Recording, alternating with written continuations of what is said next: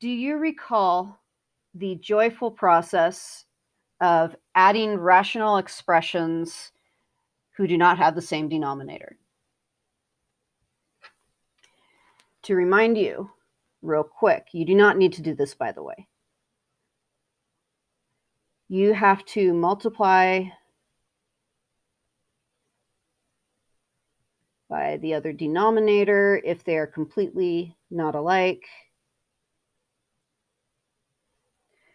And then when you multiply this all out, in the end, your denominator is going to be a quadratic. I want to really point this out.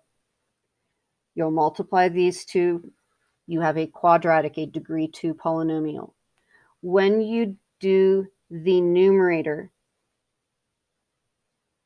do you see that the linear, or I just answered. Do you see that the numerator is a linear, a degree 1? If you begin adding rational expressions that are that have their numerator less degree than the denominator, the sum result will have the numerator less degree than the denominator. We're going to be going backward from this. You're going to start with this, but it's got the numerator in there and everything. That numerator has to be less degree than the denominator in order to use the process I'm going to show you. And know that the result, as I go backward, if this numerator is less degree than this denominator, then the individuals have the same situation of numerator less degree than the denominator. To point it out, the constants are degree 0, and then you have degree 1 in the denominator there. And so that's what this says, and I'm going to keep going to, we are going to have to work that process backward. So really it's about algebra. The integration today is going to be a piece of cake. It's the algebra that's going to take you time. Now, know that this specific type of integration shows up on the BC exam. I'm going to do some problems after the first few examples. The problems are going to get harder. Those problems are not at a level that the AP exam would do, but you need to be able to deal with them when you move to your next math class. I also want to say that for section 7.4 in your textbook, I'm only doing a portion of it that will be on the BC exam. There are more situations that I'm not going to hit today that I'm going to save for later because we need something to do after the AP exam since we've got an entire month. So I will finish up this section at that time. So the problems you're going to deal with today are denominators that can factor into distinct linear factors. By distinct, I mean you're not going to have a parentheses squared showing up in your denominator because that's going to create another issue that does not show up on the AP exam. Everyone's factoring the denominator. And hopefully you're ahead of me. I'm trying to go a little bit slow so you think first, and I'm just going to have to write it to get through everything. So there you go. Factor that denominator. We're going to take the integrand and we're going to set it aside without the integral because it's going to take a little bit of time to work this process. And this process is called fraction decomposition. Now, I know that this is the result of adding together rational expressions where one of them has denominator x plus 2 and the other one has denominator x minus 1. This numerator is less degree than the denominator. That means that these numerators will be less degree than their denominators. If those denominators are degree 1, then those numerators are degree 0, which means they are what?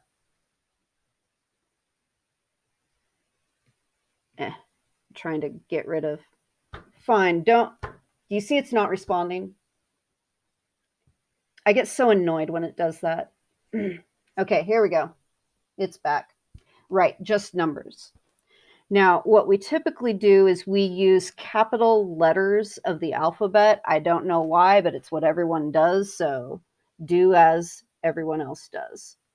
Capital A for one of them, capital B for the other. It doesn't matter who gets what. Just when you figure out what those two numbers are, they need to go back where they are now located. What you're going to do is you're going to take this equation, multiply both sides by the common denominator.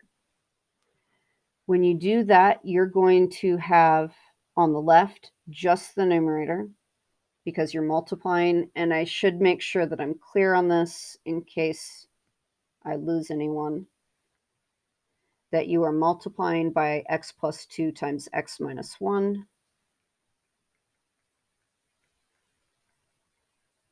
Yay!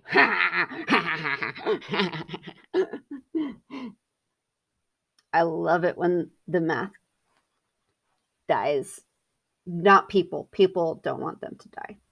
Okay, so be careful. This is an addition. You distribute your multiplication over the addition. That means A times the x plus 2's will cancel, and you still have the multiplication by x minus 1. Plus, continue to distribute again. B times the x minus 1's cancel, the x plus 2 is still there. Once you have done this, you have an equation. My dog is looking at me like I'm a freak. Okay, it's okay, baby. Go back to sleep. Once you hit this point, you can plug any number you want into x, and you will get a true statement. Now, if I plug a number into x, I'm going to have an a and a b and some numbers in an equation. That means I have to plug a second x in that is different from the x I first plugged in to get another equation with an a and a b and numbers. And what happens when you have two equations with two variables? You get to solve a system of equations. But you're in luck. These are almost magical because if you have distinct linear factors, you're never going to run into that algebra issue. And that's why they don't put harder on the AP exam. They don't want to waste your time with tedious algebra, and anything past this is tedious algebra. So you're going to choose x's wisely, x's that are going to make your life nice. Those x's are the zeros of those factors that we made. So I'm going to plug in x equals 1, and then I will plug in x equals negative 2.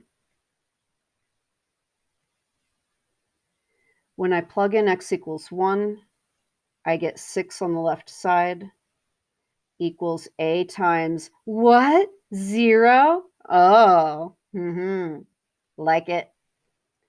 And then plug it in b times 3. And that gives me that b is equal to 2.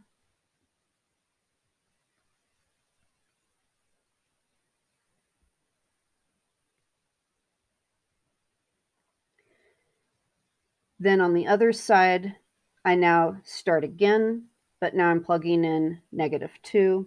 So negative 2 plus 5 equals a times negative 3 times a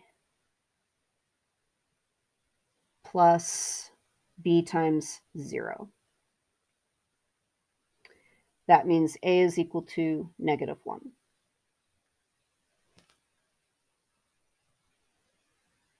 Now, what I have done is I have figured out another way to write the integrand.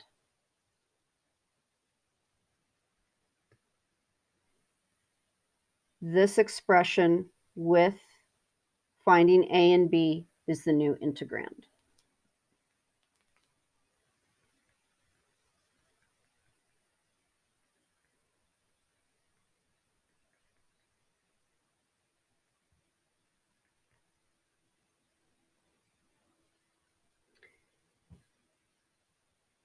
For the constant multiples, just drop them down. And you are completely allowed to do a quick u substitution in your head. What happens when I do a u substitution on 1 over x plus 2? I'm going to pull that to the side.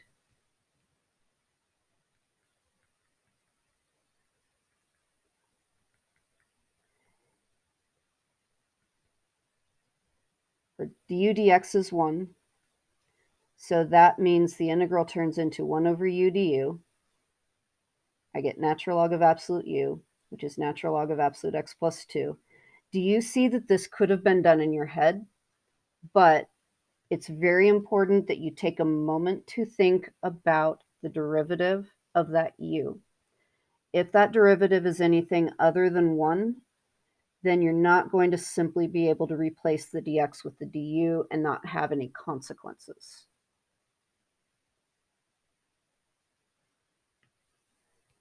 So natural log of absolute x plus 2, and then natural log of absolute x minus 1. And just to add on to that, I can use log rules to bring this together, but I have to do it right. What I have here is multiplication outside a logarithm turns into an exponent inside the logarithm.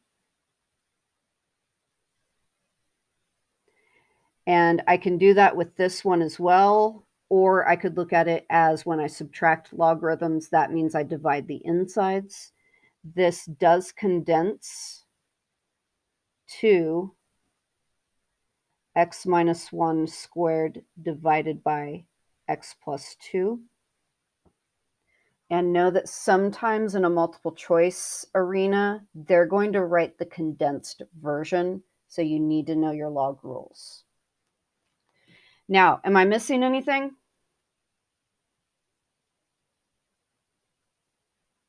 Yep, I am missing my plus c.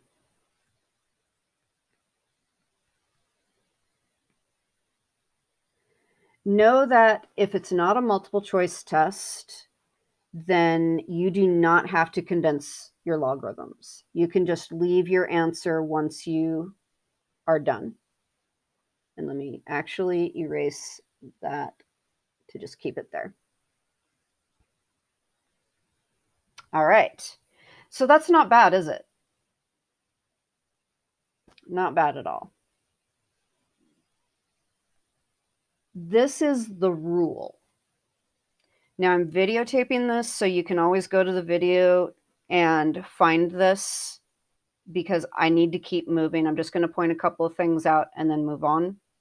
But let me also tell you that this is a direct screenshot from section 7.4. You can find this in section 7.4. And what you want to see is, as long as the numerator is a less degree polynomial than the denominator, and the denominator multiplies or factors into distinct linear factors, then you have only constants above them. Now, they're writing subnumbers with their a because they're making an extremely generic statement with the ... in the middle, so that it is full-blown generic for however many distinct linear factors that denominator actually has. And We don't like to use subnumbers. They get icky if we can avoid them, and that's why people typically use capital A, capital B, capital C, and so on. So that's the rule.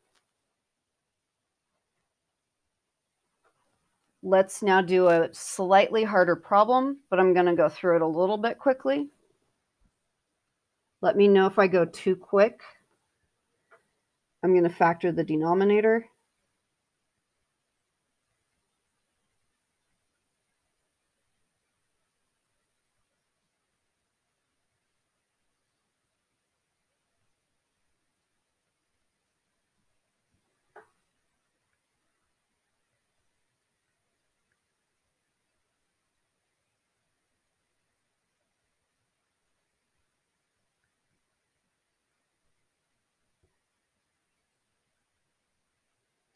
And then I'm taking the integrand with the denominator factored, and I'm just writing it to the side without the integral. I have 3 distinct linear factors. That means that that came from adding 3 rational expressions with the denominators x, 2x minus 1, and x plus 2 in whichever order you so desire. Since these denominators are all linear, less degree polynomials are above them, which are just constants. And again, the numerator is a less degree than the denominator, and that's why I'm able to do this, and it works. Now I'm going to multiply both sides by the common denominator, and this time I'm going to multiply a little bit faster.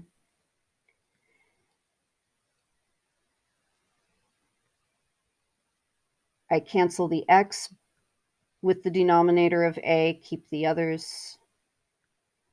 The denominator of b cancels, the others stay. The denominator of c cancels, and the others stay.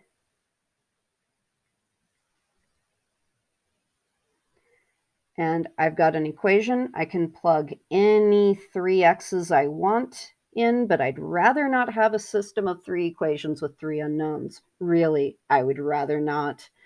So I'm going to plug in numbers that are zeros of the denominator that got factored.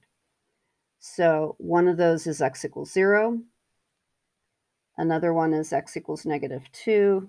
And then we have the lovely fraction 1/2. Thanks. Really didn't want to go to fraction land, but yes, we're gonna. So now each one, I individually plug it into the x's across the board. So on the left side of the equation, I plug in 0, I get -1.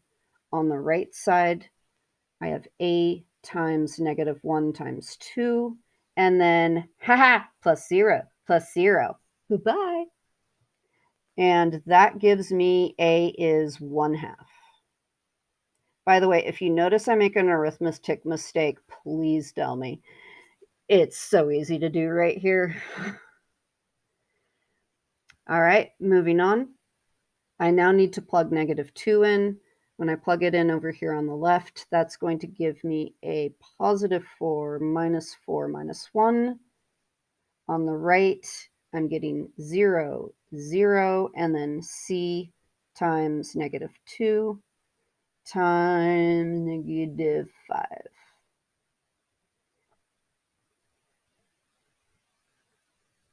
So c is equal to -1/10. And then, oh joy, it's a fraction. So squaring, I've got 1/4, 2 times 1/2. And then when I plug it in, I get 0 with the a. I get a 0 with the c. And then I have b times 1/2 times 1/2 plus 2 makes 5 halves.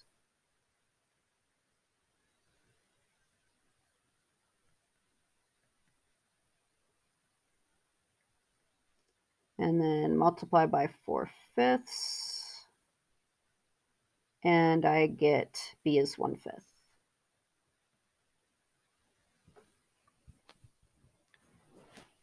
You can see the biggest issue of these problems, arithmetic. So now I'm going to rewrite the integral with the integrand in a different form, but it's still the same function.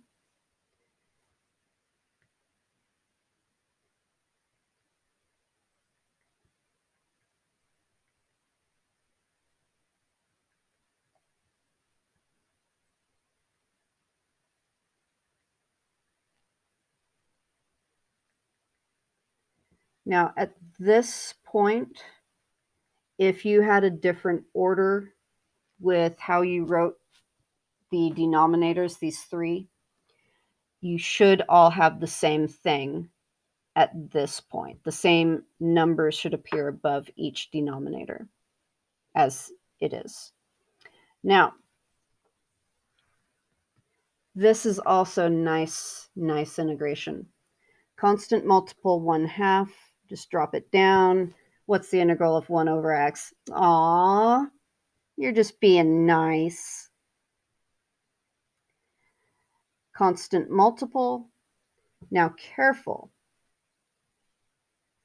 For this middle one, once I pull that constant multiple aside, this time when I do a u substitution, I'm going to get an extra 1/2. If you're able to see that, you don't need to bother writing the u substitution, but I know not everyone sees that, so I am going to come over here and show you. If I make my u 2x minus 1, I take the derivative and I get 2. I have to then divide 2 over to the du side, and then the dx is replaced with a 1/2 times du, and I'll put the 1/2 outside the integral, and that then leads us to here. Come on, erase. There we go. And then for the third one, constant multiple 1/10.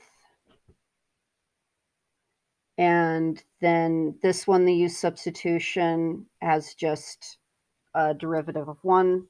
So there we go. Don't forget your plus c, or you will be like a retired pirate and miss the c's. All right, that one is done.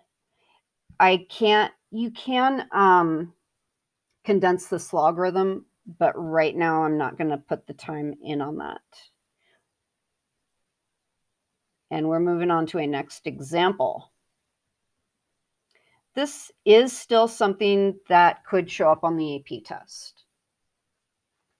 With this example, I want you to notice that the degree of the numerator is bigger than the degree of the denominator.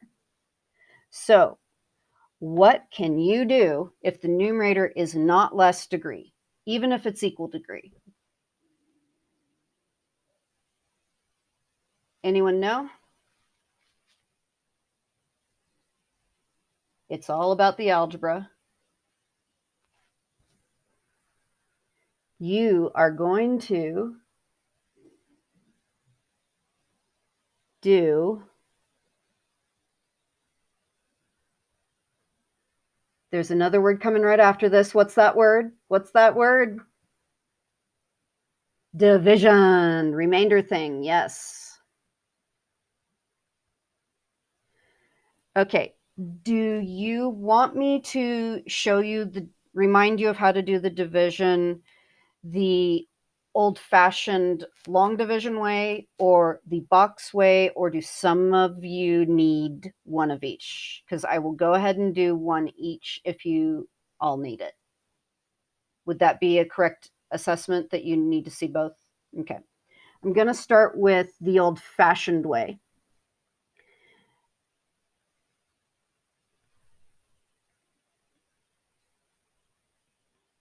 In the old-fashioned way, you are looking at the leading term of the divisor and figuring out what you need to multiply it by to get the leading term of the dividend. And that would be x squared.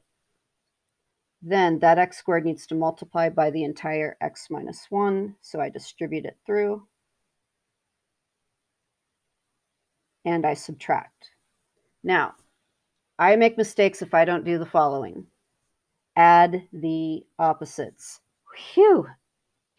Now, how do you add polynomials? You add like terms. So, x cubed minus x cubed. Had to get the red, make sure I had the red pen for the kill. But then these two are not alike, so I'm stuck with an x squared and an x. And the process begins again. What do I multiply x by to get the leading term of what is left? And that would be x. X needs to multiply by the entire x minus 1. That gives me x squared minus x, but I am subtracting it. So I am going to immediately go add the opposites to not mess up my arithmetic. A little bit of death. Oh, gray. Oh, no. Death. Bloody. And then x plus x, 2x. Now, what I'm left with is still not less degree than my divisor. I keep going. Now I'm looking at what do I multiply the divisor's leading term by to get the new leading term, and that would be 2. Let me go. Then I need to multiply the entire x minus 1 by 2. But I am subtracting it. Add the opposites, and I get remainder 2. That means that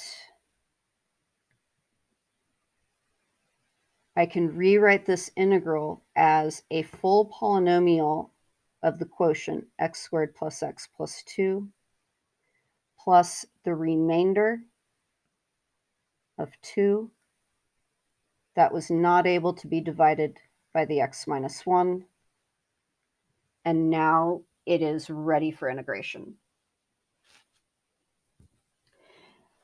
Then I'm going to go through the box method because I know some of you are more familiar with that. When I'm doing x cubed plus x divided by x minus 1,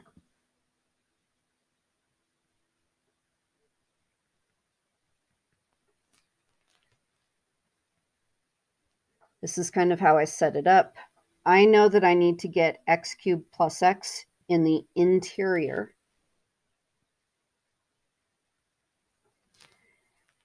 And I always take the leading term and put it in the upper left corner, and then determine what do I multiply x by to get x cubed, and then multiply that with the negative 1. Then my next step is that this diagonal needs to add together to make the x squared term, but the x squared term isn't there, so I need them to add together to make 0. So that means I need to add a positive x squared. And then I ask myself, what do I multiply this x by to get that x squared? And I realize it's x.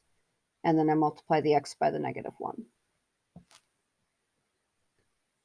Then I need to figure out what to add to negative x to get the term that is x to the 1 power. I need to get 1x. I have negative x, so I need to add 2x. Then what do I multiply this x by to get 2x? That's 2. Multiply that 2 by the negative 1.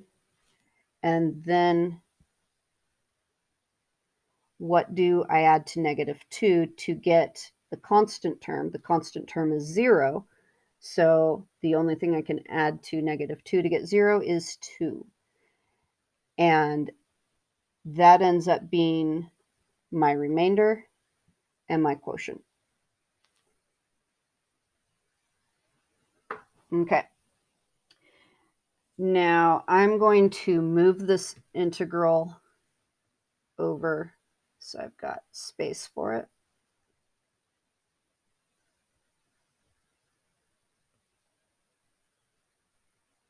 This is what I love about online. There are definitely some benefits. And here we go. By the way, be careful of dir integration. Think about what direction you're going. You've always got to be very conscious about it.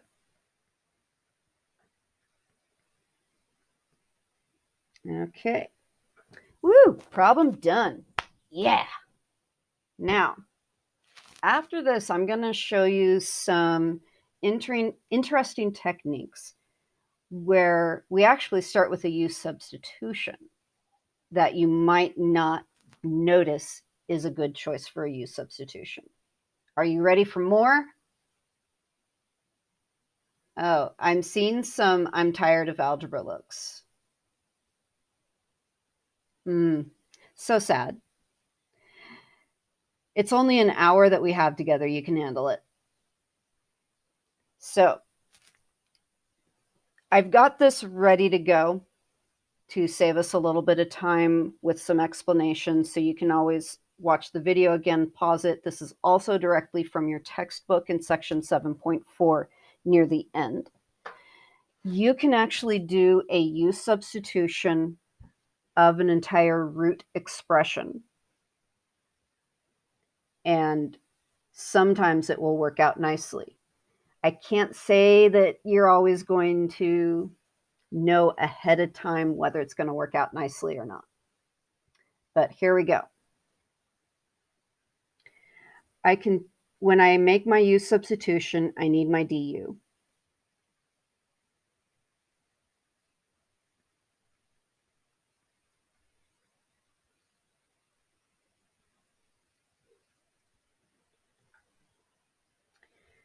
And I'm now going to bring everything over to the side with the du. So I'm going to multiply by 2.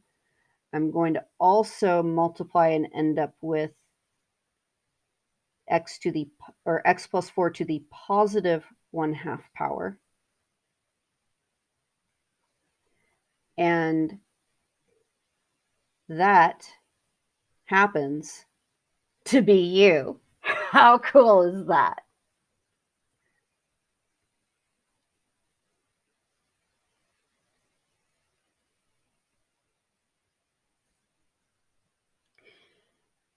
So as I begin my u substitution, my numerator is the u.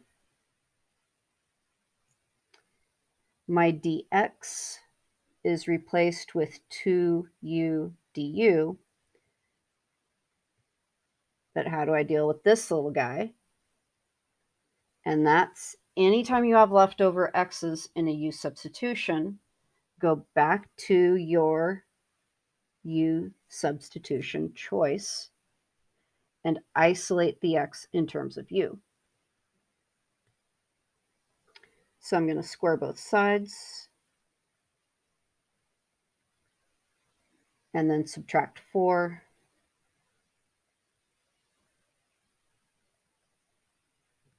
And now I know my denominator. And now I'm going to see what I have.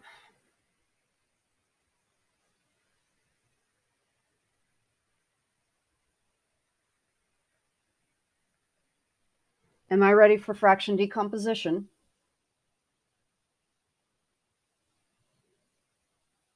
Am I? Am I? I can take the 2 out, but can I right now start fraction decomposition? Mm-mm. Oh.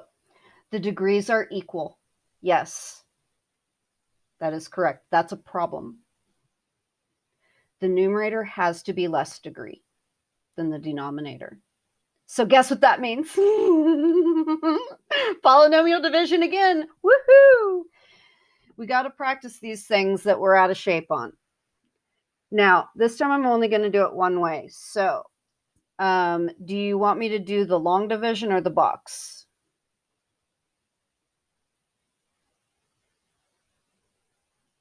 Okay, I'm going to do the long division then.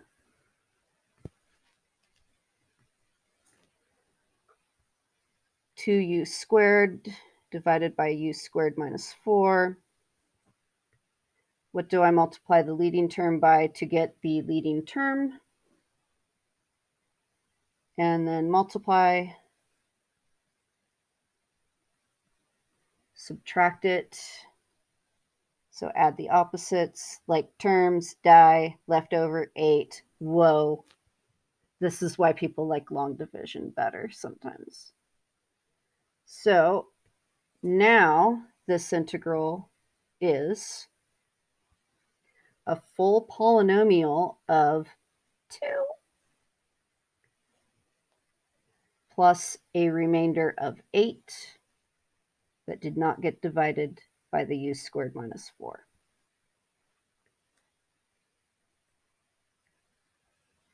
Now am I ready for fraction decomposition? Woo! Who's having fun? Because I am. Yes. The algebra just keeps coming and coming. I'm going to factor my denominator.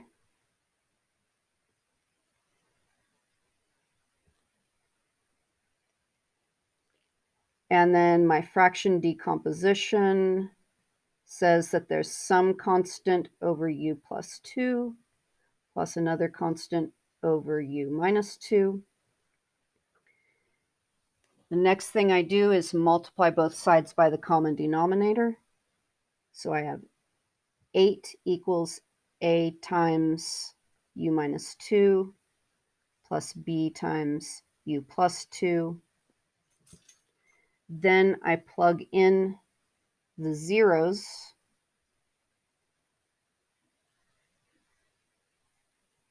On the left, I have 8. Plugging in 2, I get 4b. b is equal to 2. Plugging in negative 2, 8 on the left, negative 4a on the right. A is equal to negative 2.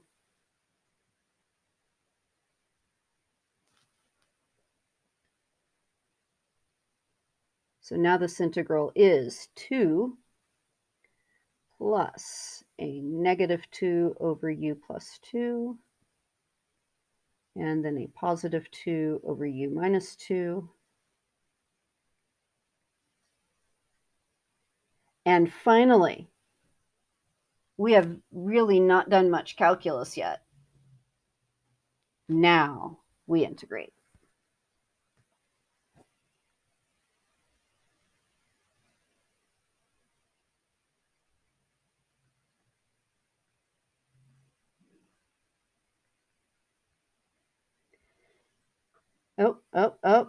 Plus c.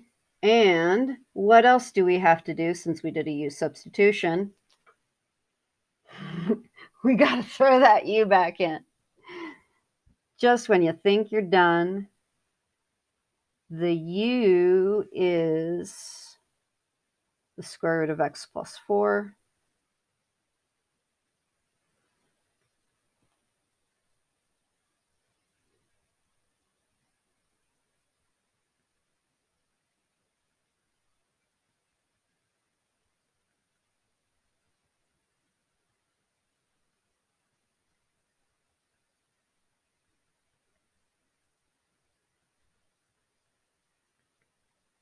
Woo! Hey, look at that lovely function. Oh, So understand that in second semester calculus, you're expected to really buff up your integration skills and become very good at problem solving your integrals.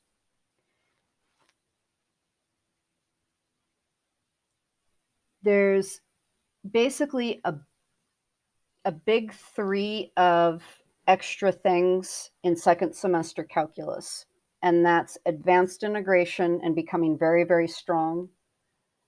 Well, no, it won't tell you to use USub. You have to actually figure it out. And that's what makes them tricky, is just trying to figure out what direction do I take. And sometimes there are multiple directions that will work. But advanced integration skills, infinite sequences and series is a big one. And then working with parametric functions and polar functions within calculus. That's what BC is made up of to add on to the AB. All right, now as you're looking at this one, it's another U substitution, and it is our last problem of the day. Do you see what a good choice is for a U sub? And it's okay if you're wrong right away because you're learning.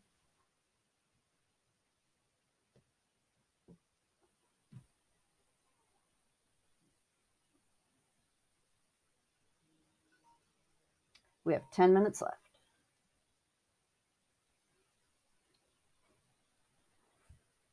Now, I do want to add in that when it comes to U substitution, you know, you could make a list that's giant of, if you see this, maybe this is a better option, but that's almost a nightmarish long list. So you want to become good at spotting patterns. There's a certain pattern in the denominator that I want you to notice.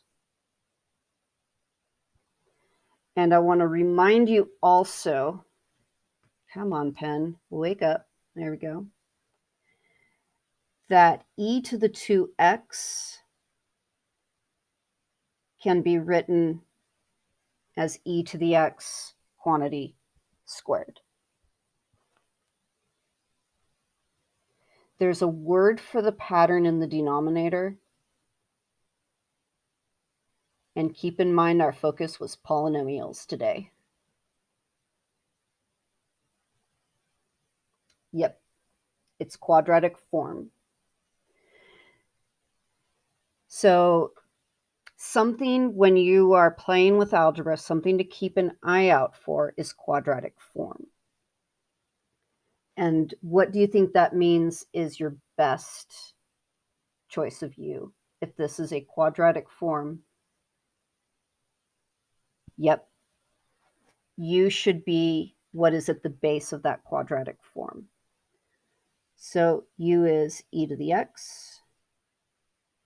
Du is then e to the x times dx.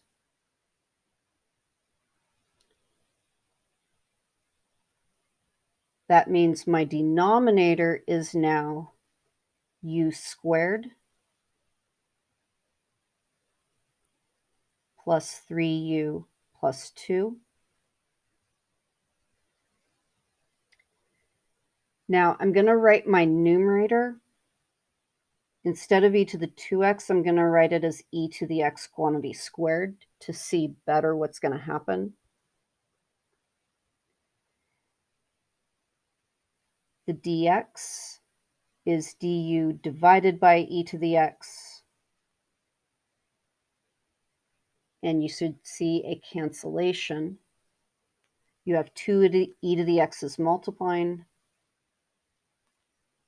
leaving you with only 1 e to the x in the numerator. However, just as a quick reminder, if you had been left in the format of e to the 2x and we're looking at dividing it by e to the x, what do your exponent rules tell you to do when you are dividing?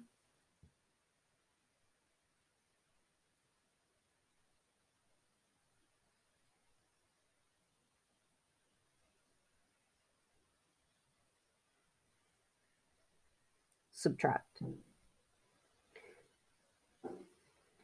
In BC calculus, I'm going to be pushing you further in having all those underlying math skills. If you're taking BC, there's an assumption that you're probably continuing on to further math. Whereas AB is a class that could be just taken as a general ed, and that's the end of the line for those people. Let's see, 2x minus x leaves us with 1x. Anyway, so I will be pushing you harder than I'd push in the AB. Now, what am I going to do with the leftover e to the x? Replace it with a u. Good news. I would not put this on a test.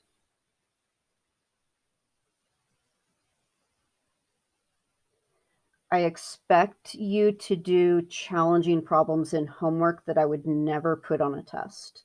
Know that.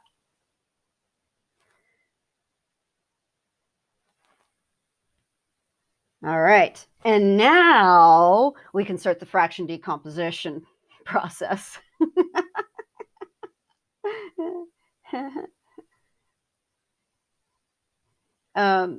When you start advanced integration, you might find that there are problems that take you an entire page, and the really brutal ones can take you more than a page.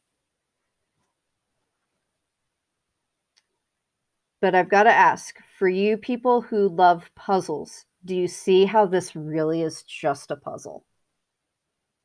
And I found that people who enjoy puzzles tend to enjoy the advanced integration techniques. But people who are not fans of puzzles, I'm sorry, I have to prepare you for your next math class. All right, so I'm factoring.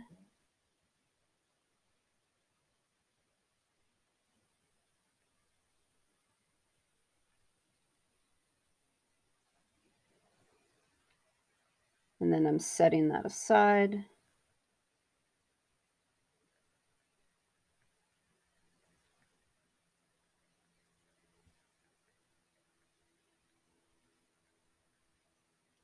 Multiplying both sides by the common denominator.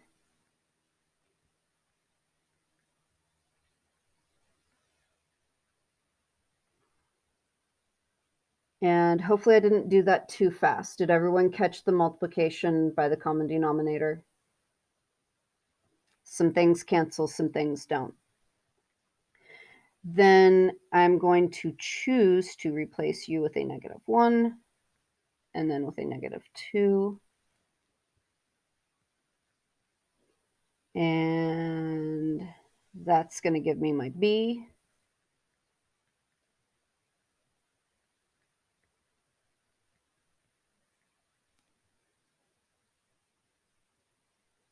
And so this entire expression is the same thing as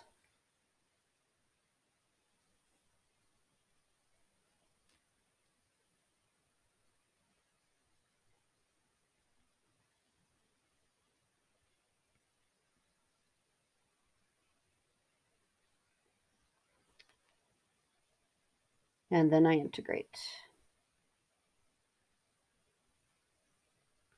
The derivatives of each denominator is 1, so I don't have to be overly concerned about the, shall we say, double u substitution, because we're already in a u substitution.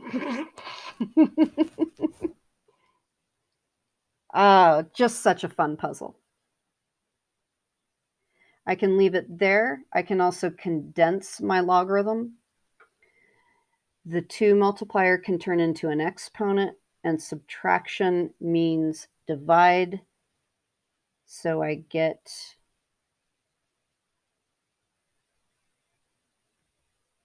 and I actually only need the absolute value on the denominator at this point. And yes, we still need to plug e to the x back in.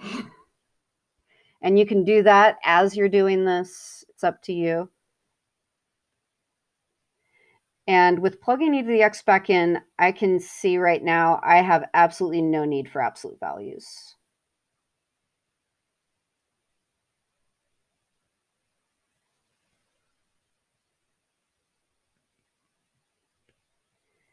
And it's an understanding that there's a big parentheses around this whole mess going into the logarithm.